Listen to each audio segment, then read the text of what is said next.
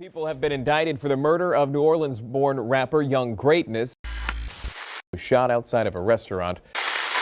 A man shot and killed in the 7th Ward overnight. In town for a funeral. 2900 block of Elysian Fields near the Waffle House. Dude went into nothing but his music and his daughter. He went into nothing else, man. It's too many mothers taking slow walks to sad tunes while they sit at home and play politics with people's life and people living. They can have it down there.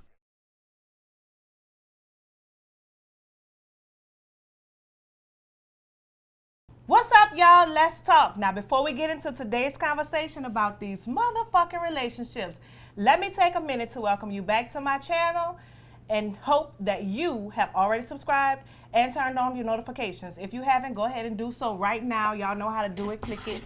Click that subscribe button. It's right below. Once you click subscribe, hit the bell. Listen, I know you see it. I'm here with my big sister. Why not? It's all about relationships, right? This is a big one. This is a big one. This is a big one. So let's just jump right in. I heard your confession. It was supposed to be about you. Girl, look. Your confession is supposed to be about you, not about me. Well, that's I didn't do it. So come on, go to the next question. That's okay. We talk a lot about you on Yeah, this well, channel. come on. So, I hope you're having a good time here. It's fun, I know. Yeah, funny you. Look at you. You're bubbly. But we're here for some serious business. Joy, come on. You can't do that on TV. Why I can't? So we're here for some serious business. Yeah, for real. You asked me to allow you the platform because you have some real big work to do as it pertains to advocacy. So those of you who don't know, we're going to invite you into our personal space for a minute. We laugh and talk, we play, but there is some real business going on right here at this table and with this family. My sister Jeannine had the pleasure of mothering Theodore Jones, AKA Young Greatness. And as we are mourning so many things in the world, we as a family are in deep mourning of my nephew, my sister's son, and there is still some work to do. So we're here to ask you to join us as a family and as a community to continue that work. So I want to give her the opportunity to share with you directly from her what that work really is. So what is that work? Can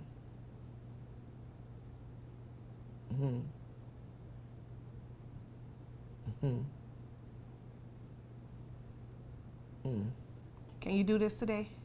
I can do it. I'm good. Okay. I'm good. My concern is with the city of New Orleans, with the city council, especially the city council. They're upset with the criminal district court, magistrate court judges at setting excessive bail bonds. My gripe with them is I can see if it's excessive if you're a person with a traffic ticket and you missed court and they gave you a $100,000 bond for a traffic warrant. That is excessive.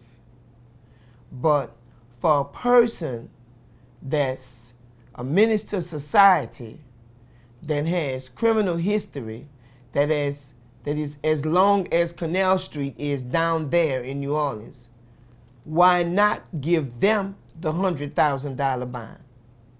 That's my gripe. So just so we're clear, everyone's clear, we're talking about the actual perpetrators, the people who committed the crime against our family and murdered your son, my nephew.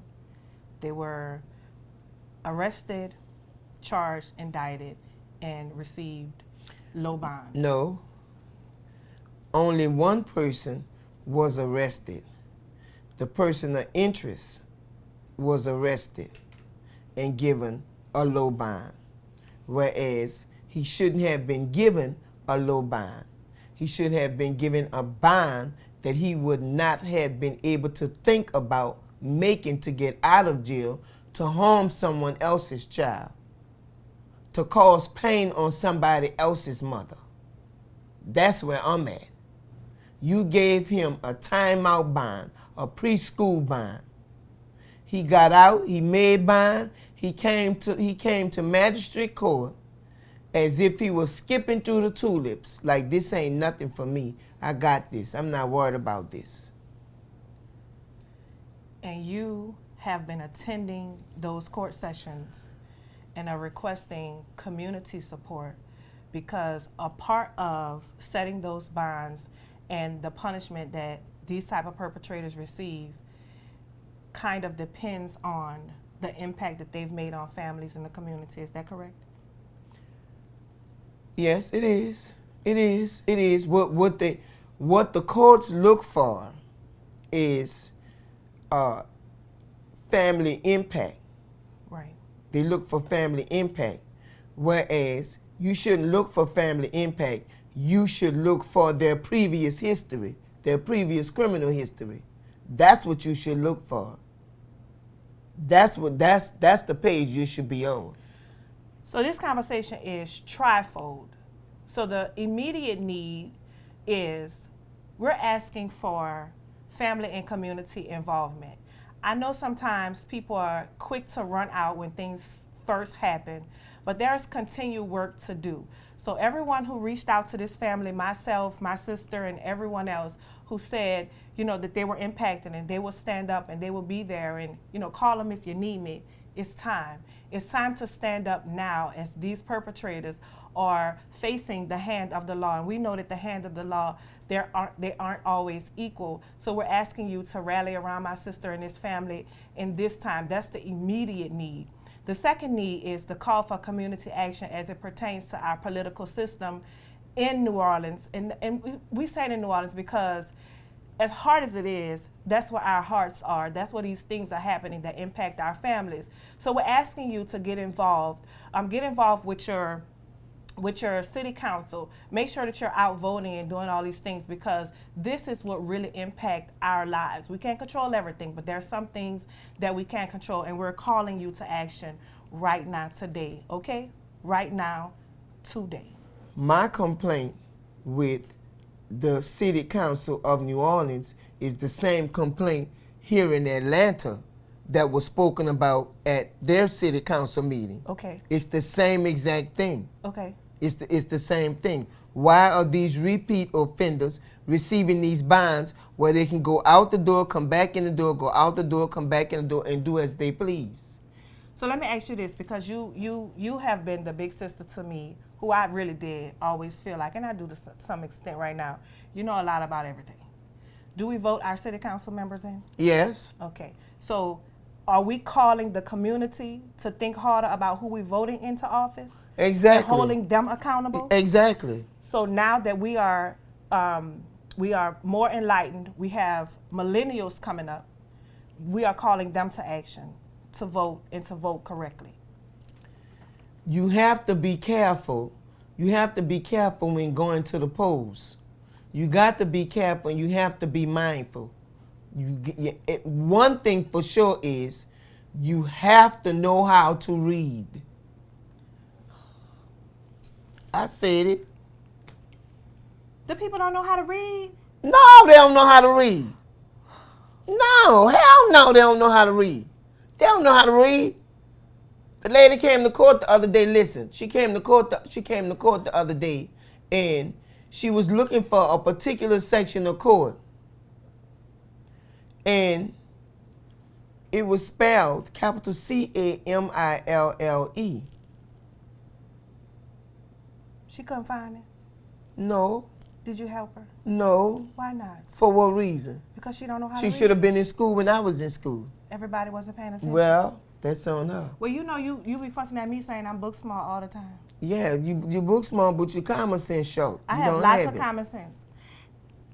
Listen, everything you listen. Girl, I got I to tell go. you this. What? Everything that you wanted to give me, I got it. Trust that.